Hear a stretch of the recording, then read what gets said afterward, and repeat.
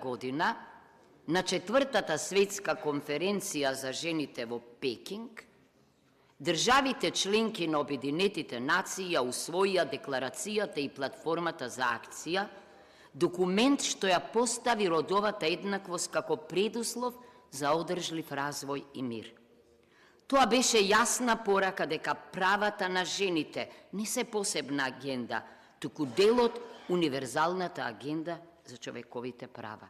Но, чудно беше, кога при одбележувањето на 30 годишнината во Обединетите нации во 2025 година, замислете, една од препораките беше доследна примена на пекиншките документи. 30 години потоа. Шанса.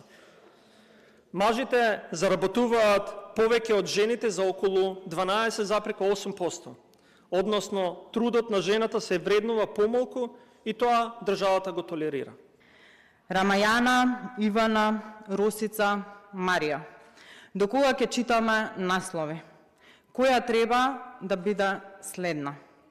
Дали сите треба да умреме за да проработат институциите?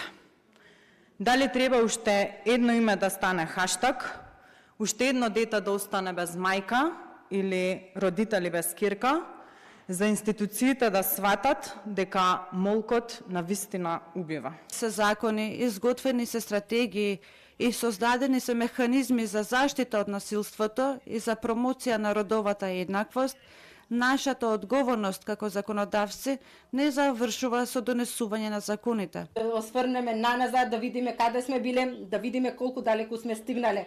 Ова е причината зошто Меѓународниот ден на жената е толку важен ден и зошто треба да се прославува со чест и почит. Ви благодарам.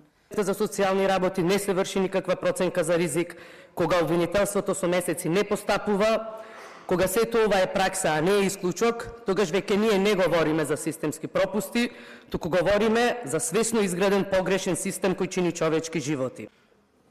Почитувани, жените се членуваат некаде околу 40% од пратениците во собранието. Ова е значаен демократски исчекор и доказ дека кога постои политичка волја, институциите можат да создадат простор за поголема застапеност и учество на жените во процесите на одлучување. Механизмите постојат, законите постојат, но суштината е во нивната доследна примена. Довербата во системот се гради преку јасни одговори, професионалност и превземање одговорност таму каде што е потребно. Оваа насока. Гласот на жените е несомнено поприсутен, но дали тоа е доволно?